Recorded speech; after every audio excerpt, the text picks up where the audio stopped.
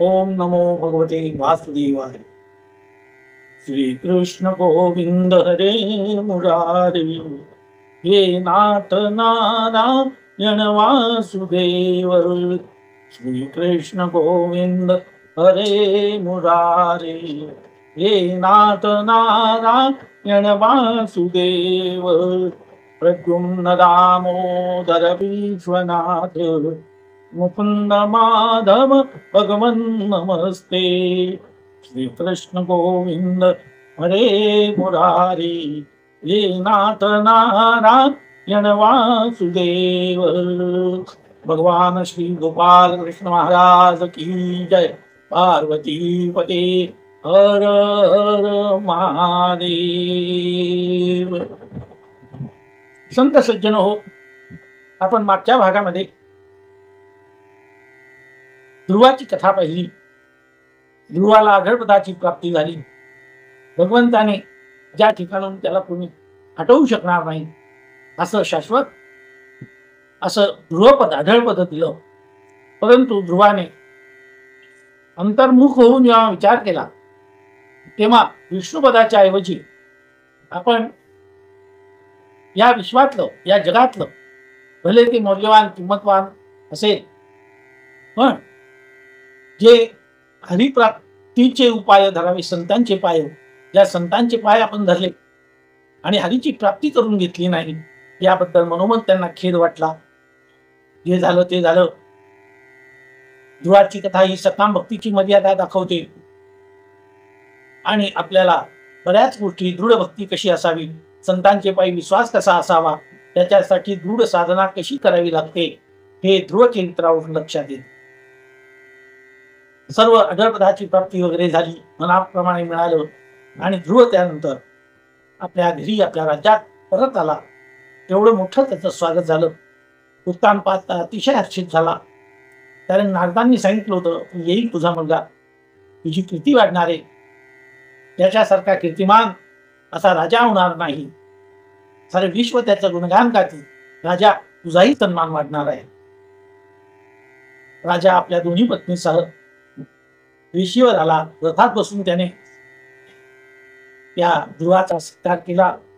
नगराच्या वेशीबाहेर आला। ध्रुव सामोरा गेला। आपला पिता होता कैकासेन। आता ध्रुव राहिला, बालक राहिला नव्हता, तारुण्यात त्याने प्रवेश केला होता। उत्तमाने रथात खाली उडी मारली, धावत धावत गेला, आपल्या बंधूला मिठी मारली। सुरुची आणि सुनीती यांनी एकमेकांना आलिंगन दिलं। झालं गेलं, आता विसरून जा। नगरवासियांनी ध्रुवाचा राज्यात जय जयकार केला। उत्तमाला तर असं झालं, ध्रुवाला कुठे ठेवून कुठे नाही। सर्व नगर शृंगारले गेलं, तोरणे बांधली गेली, केळींचे खांब लावले गेले, मोठमोठे मकराकार अशा स्वागतासाठी प्रवेशद्वार लावली। मंगलद्रव्य त्यांचा सिंचन रस्त्याने करण्यात आलं। प्रत्येकाच्या घरासमोर कलश भरून ठेवले। हे कलश सुद्धा मोत्यांच्या आणि सोन्यांच्या मण्यांनी त्यांची झालर लावून ते सजवलेले होते। सर्वत्र आनंदी आनंदच्या पताका जिकडे तिकडे झळकत होत्या, फडकत होत्या। ध्रुवाचे स्वागत करायला राजमार्गावर सर्व लोक अत्यंत आनंदाने स्वागत करीत होते। आता त्याची मुद्रा अत्यंत तेजस्वी दिसत होती। तारुण्यात ध्रुवाने प्रवेश केला होता। आता सुनीतीचे दुर्दैव संपलं होतं। चौथी मत्सरही संपला होता। काळ सर्वांवर औषध असतो। अनेक वर्षाचं जरी वैर असलं तरी काळाच्या ओघामध्ये हे वैर टिकत नाही। काळ हा बलवान असतो। काळा इतका बलवान जगात कोणी नाही। आणि ध्रुवाने आपल्या पित्यावर प्रेम व्यक्त केलं। मागचा राग विसरून गेला आणि आता ध्रुवाला राज्याभिषेक करण्यात आला। ध्रुव राज्यावर बसला। पुढे या उत्तानपाद राजाने सर्व राज्यकारभार ध्रुवावर सोपवला आणि तो स्वतः रानामध्ये आपल्या जीवनाचं सार्थक करण्यासाठी सर्वस्वाचा त्याग करून निघून गेला। ध्रुवाचा राज्याभिषेक झाला। शिशुमार प्रजापतीची कन्या भ्रमी हिच्याशी ध्रुवाचा विवाह करण्यात आला। याशिवाय त्याला वायूची कन्या लीला हिच्याशीही त्याचा विवाह झाला। ही त्याची दुसरी पत्नी होती। ध्रुवाला भ्रमीपासून कल्प व वत्स असे 2 पुत्र झाले व इलेपासून उत्कल हा पुत्र झाला. असा हा ध्रुवाचा सुखाचा संसार सुरू झाला. ध्रुवाचा भाऊ उत्तम हा एकदा शिकारीसाठी हिमालयात गेला असताना तेथे एका बलवान यक्षाने त्याला ठार केलं. सुरुचीला आपल्या पुत्राच्या मृत्यूचा फार शोक झाला आणि त्या शोकाने तीही मृत्यू पावली. आपला भाऊ उत्तम याची यक्षाने याला ठार केलं म्हणून ध्रुव फार संतापला. त्याने यक्षांवर चाल केली. अनेक यक्षांना ठार केलं. त्यानंतर सर्व यक्ष गुप्त झाले. त्यांनी मायावी युद्ध सुरू केले. अनेक राज्यात उत्पात घडून आले. भयंकर घाणेरड्या आणि तेजस्वी वस्तू त्यांनी फेकायला सुरुवात केली. आकाश मार्गातून त्यांनी त्या वस्तूंचा वर्षाव सुरू केला.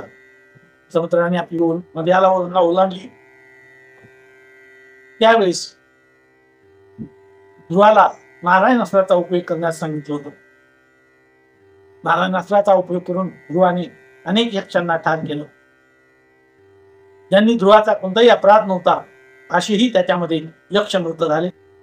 तेव्हा वैवस्वत म्हणून स्वतः ध्रुवासमोर प्रकट झाले. त्यांनी युद्ध थांबवण्यास सांगितलं आणि ध्रुवाला समजूत त्यांनी घातली. ध्रुवा व्यर्थ होई व व्यर्थ हिंसा करू नकोस. झालं गेलं आता जाऊ द्या. आपल्या भावावर असलेल्या ममत्वामुळे त्याचा जो त्याला ठार केलेले त्यामुळे ध्रुव चिडलेला होता आणि त्याने या यक्षांना अशा प्रकारे शिक्षा केलेली होती. तेव्हा वैवस्वत म्हणून म्हणाले की ध्रुवा, तू एवढी तपश्चर्या केली, भगवान विष्णूंना प्रसन्न करून घेतले, राज्यप्राप्तीची अजळ प्रत तुला मिळणार आहे. एवढं वैर कशात? एवढं वैर मनात धरणं चांगलं नाही. आणि ध्रुवाचा समजुतीने क्रोध आणि वैरभाव त्यांनी संपवला. आणि एक अजून लक्षात घे, हे भेदभाव अविद्या यांचे वलय जे काही तुझ्या अंतःकरणावर आहे ते तोडून टाक. तू यक्षांना ठार मारलं तर शेवटी यक्ष हे कुबेराचे सेवक आहेत आणि कुबेर भगवान विष्णूंचे सेवक आहेत. तेव्हा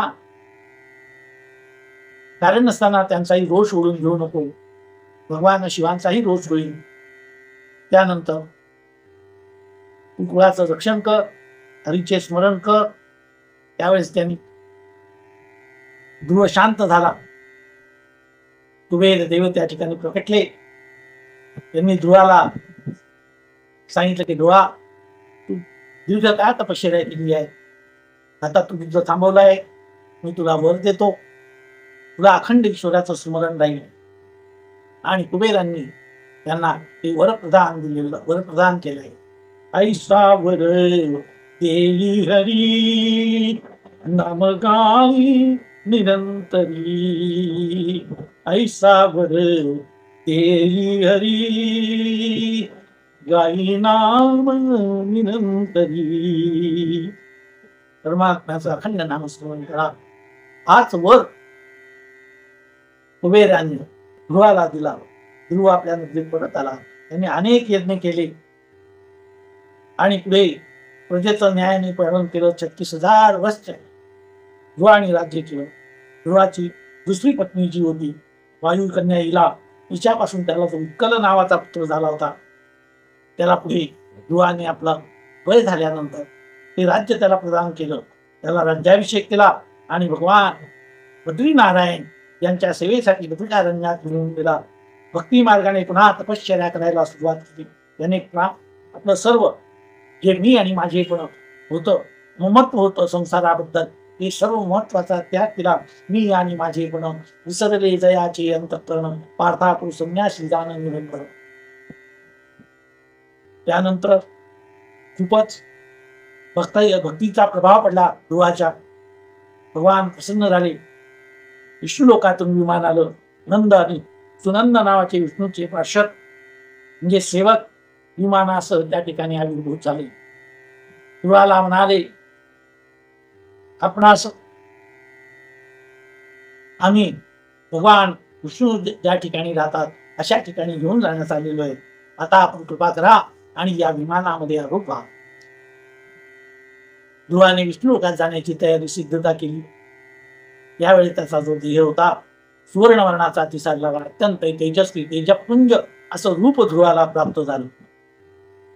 त्याचा देह उजळून निघाला, दाही दिशाला त्याचा प्रकाश पडू लागला. आणि यावेळेस सगळ्यात महत्वाची गोष्ट की आतापर्यंत कोणाच्याही बाबतीत घडली नाही, ती ध्रुवाच्या बाबतीत घडली. ती म्हणजे त्याच क्षणी मूर्तिमंत काल तिथे प्रकट झाला आणि कालाच्या मस्तकावर ध्रुवाने पाय ठेवला आणि विमानात तो आरूढ झाला, विमानात चढला. त्वं कालत्रयातीतः त्वं अवस्थात्रयातीतः अशी त्याची अवस्था झाली. कालाच्या मस्तकावर कोणीही पाय ठेवू शकत नाही. कालच सगळ्यांच्या मस्तकावर पाय ठेवून जात असतो, परंतु या ठिकाणी मात्र ध्रुवाने कालाच्या मस्तकावर पाय ठेवून तो विमानात चढलाय. काळ देहासी आला खाऊ, आम्ही आनंदे नाचू गाऊ. काळ देहासी आला खाऊ, आम्ही आनंदे नाचू गाऊ. कालाच्या मस्तकावर ध्रुवाने पाय ठेवला, विमानात चढला. विमान विष्णू लोकाच्या दिशेने जायला निघाले. देवांनी पुष्पवृत्ती केली, धन्य हो ध्रुवा, धन्य आहे तुमची. ध्रुवाची ती दीर्घकाळची तपश्चर्या, कठोर तपश्चर्या साऱ्या त्रैलोक्यात त्रिखंड 14 युगामध्ये गाजलेली होती. मंगलवाद्याचे स्वर येऊ लागले, गंधर्वांचं गायन सुरू झालं. कनकाचे ताटक गोपी कानारी, साम नारद तुंबर हो, साम गायन करी. आरती ज्ञान राजा महाकैवल्य तेजा, सेविती साधू संत मनोवेधला माझा. आरती ज्ञान राजा. सर्वांनी आरती केली. सुवर्णाच्या ताटामध्ये ही पंचारती झाली आणि ध्रुव आरूढ विमान निघणार. परंतु या आनंदाच्या क्षणी त्याला त्याच्या मातेची आठवण झाली की जिच्या प्रेरणेमुळे मला हे पद प्राप्त झालं, जिच्या प्रेरणेमुळे मी ही दीर्घ आणि कठोर अशी तपश्चर्या केली, जिच्या प्रेरणेमुळेच मला भगवंत त्या ठिकाणी साक्षात भेटले, दिनाची माऊली भेटली. ती सुमती माता, जिचे माझ्यावर उपकार आहे, तिला टाकून मी विष्णू करत कसं.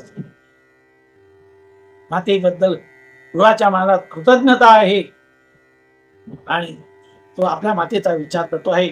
मातेने काय काय उपकार केले. मातेचे उपकार या जन्मामध्ये मनुष्य फिरू शकत नाही. थोर तुझे उपकार आई, थोर तुझे उपकार, थोर तुझे उपकार आई, थोर तुझे उपकार. वदत विनोदे हासत सोडे, वदत विनोदे हासत सोडे. कोण दुधाची धार आई, थोर तुझे उपकार, थोर तुझे उपकार आई, थोर तुझे उपकार. निजन आली गीत म्हणजे, निजन आली. आपल्याला झोप येत नाही तेव्हा ती अंगाई तिथं जाते. निजन आली गीत म्हणजे, प्रेम तिचे आणि वार आई, थोर तुझे उपकार, थोर तुझे उपकार आई, थोर तुझे उपकार. परमनंट सेवक असते. बालपणी माता ही त्या मुलाची परमनंट सेवक असते. येई दुखने जेव्हा मजला, येई दुखने जेव्हा मजला. कोण करी उपचार आई, थोर तुझे उपकार, थोर तुझे उपकार आई, थोर तुझे उपकार. कोण कडेवर घेऊन फिरवी, कोण कडेवर घेऊन फिरवी. चित्ती लोभ अपार आई, थोर तुझे उपकार, थोर तुझे उपकार आई, थोर तुझे उपकार. बालक दुर्बळ होतो तेव्हा, बालक दुर्बल होतो तेव्हा, रक्षण केले फार आई, थोर तुझे उपकार, थोर तुझे उपकार आई, थोर तुझे उपकार. मातेच्या उपकाराची काय नाही फेड करू शकत मनुष्य. पार्षदांनी त्या ध्रुवाच्या मनात मातेविषयीचं प्रेम, मातेविषयीची कृतज्ञता, मातेच्या केलेल्या उपकाराची परतफेड कशी करावी अशी त्या ध्रुवाच्या मनात उत्पन्न झालेली इच्छा पाहून त्यांनी ध्रुवाला सांगितले, महाराज जरा पुढे. ध्रुवाने पुढे पाहिलं तर ध्रुवाच्या आई पुढे एक विमान होतं आणि त्या विमानामध्ये दिव्य विमानात बसून त्याची माता सुमित्री त्या विमानात आरूढ होऊन ते विमान पुढे विष्णू लोकात निघालेलं होतं. असं त्याने पाहिलं, त्याला अत्यंत आनंद झाला. ध्रुवाने सारे तारांगण ओलांडून दिले. ध्रुव सप्तर्षींच्याही पलीकडे नित्य अविचल व अविनाशी अशा विष्णू लोकात गेला आणि त्या ठिकाणी तो अढळ पदावर आरूढ झाला.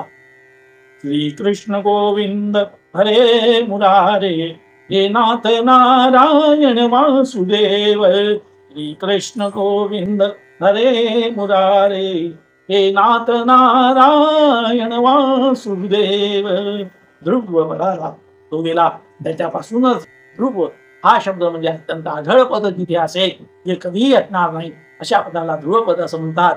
आणि अखंड उत्तरेकडे तळपणारा तो तारा आजही आपल्याला प्रेरणा देत आहे, भक्तीची प्रेरणा देत आहे, तपस्वितेची प्रेरणा देत आहे, त्यागाची प्रेरणा देत आहे.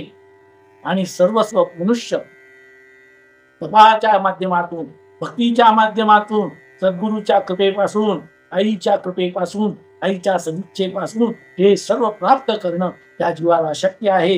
हे या कथेवरून आपण हा बोध घेऊ शकतो. मैत्रेय विदुराला सांगताय की विदुरा, ही कथा कशी आहे? बालपणी सर्व माया तोडून श्रीहरीची भक्ती करणाऱ्या ध्रुवाची ही कथा. अत्यंत बालपणी 5 वर्षाच्या असताना ध्रुवाने सर्व प्रकारची माया तोडली आणि भगवान श्री विष्णूची त्यांनी जी काही भक्ती केली ती ही कथा आहे. ही कथा माणसाला प्रेरणा देते, जीवाला प्रेरणा देते.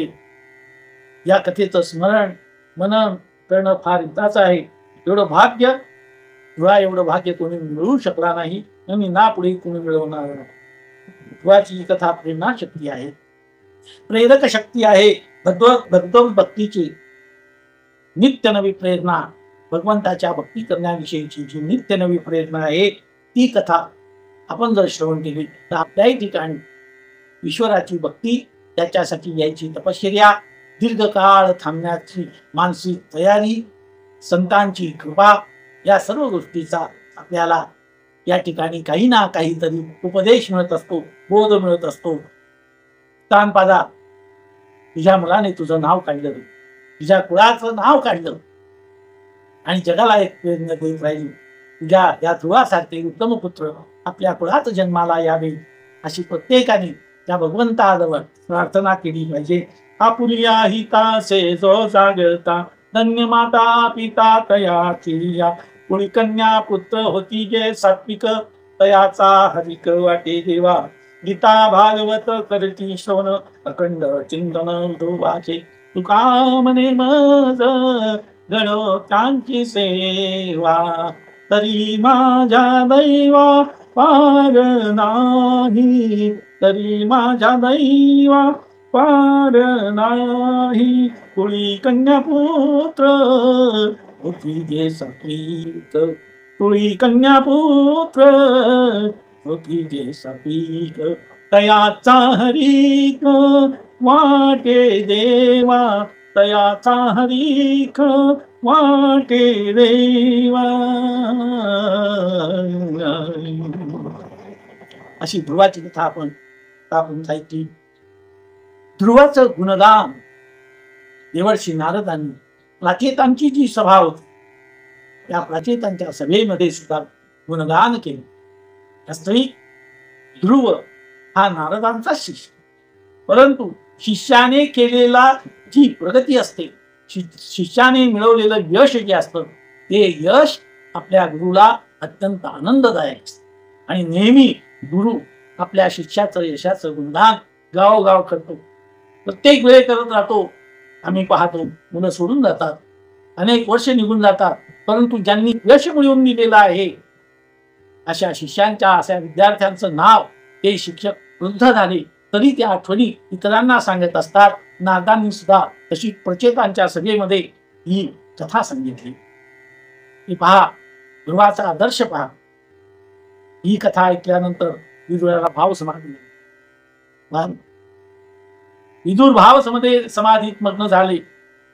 जगातील कोणाशी वैर भावाने न वागण्याचं भक्ती रहस्य मैत्री आणि विदुराला समजलं.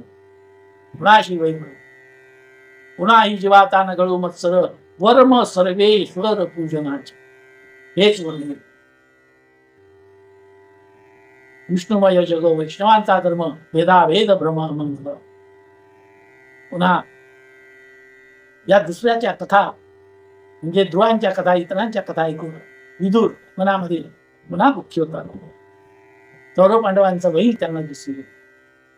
काय मिळव, या वैरातून काय झालं? युद्ध झालं, तुला संहार झाला, नाश झाला. राजा परीक्षिताशिवाय ना आपल्या पांडवांच्या वंशात ना कौरवांच्या वंशात असतील ती सर्वच कौरव होती. पण धृतराष्ट्राच्या करणीमुळे कौरव आणि पांडव असे वेगवेगळे तट त्यांच्यात निर्माण झाले. आणि हे सगळं या विदुरांच्या मनामध्ये सलत होतं. पण आता त्याला काय, वैर घालवणं काही साधन नव्हतं. ध्रुवासारख्या भक्ताच्याही मनामध्ये सावत्र मातेविषयी द्वेष आणि वैर निर्माण झाले. वैर घालवणं भक्तालाही कठीण असतं, हे या कथेत तात्पर्य आहे. उत्तमाचा यक्षाने त्याला ठार केलं, तेही वैर ध्रुव विसरू शकला नाही. त्याचा परिपूर्ण बदला घेतला. शेवटी तडजोड भगवान शंकर आणि कुबेर यांच्याशी वैर घेण्यात काही अर्थ नाही. ते देवलोकातले आहे, देवलोकातल्या देवतांशी वैर घेऊ नका. तर हे सर्व पाहिल्यानंतर हा ध्रुवाचा निर्धार माता सुमिती व महर्षी नारद यांच्या उपदेशाने ध्रुवाची श्रीहरीवर भक्ती बसली. त्याच्या वैराला योग्य वळण लावलं. बदला घेण्याची भावना वाढवण्यापेक्षा ईश्वर पदाची प्राप्ती करून घ्यावी आणि ईश्वर भक्ती करावी हे तेथे त्यांनी सांगितलं. नारदांचे उपकार, सद्गुरु वाचोनी सापडे ना सोय, धरावे ते पाय आधी आधी, धरावे ते पाय आधी आधी. आपणा सारखे करीती तकाळ, नाही काळ वेळ तयालाही. लोह परिसाकी न साही पमा, सद्गुरु महिमा आघादती. तुका म्हणे कैसे आंधळे जन, तुका म्हणे कैसे आंधळे जन. गेले विसरून खऱ्या देवा, गेले विसरून खऱ्या देवा. सद्गुरु वाचोनी सापडे ना सोय, धरावे ते पाय आधी आधी, धरावे ते पाय आधी आधी, धरावे ते पाय आधी आधी. नारदांच्या भेटीमुळे ध्रुवाचं जीवन बदललं. हरी प्राप्तीची उपाय करावी संतांची. उजळले भाग्यता अवघी चिंता वारली, संत दर्शने हा लाभ पद्मनाभ जोडली. हा पद्मनाभ जर जोडायचा असेल तर ध्रुवाने तसे नारदांना तो शरण दिला, तसा आपणही आपल्या जीवनात थोड्या संत महात्म्याला शरण जा आणि आपल्या जीवनाचं सार्थक करून घ्या. श्रीमन्नारायण श्रीमन्नारायण श्रीमन्नारायण नारायण नारायण.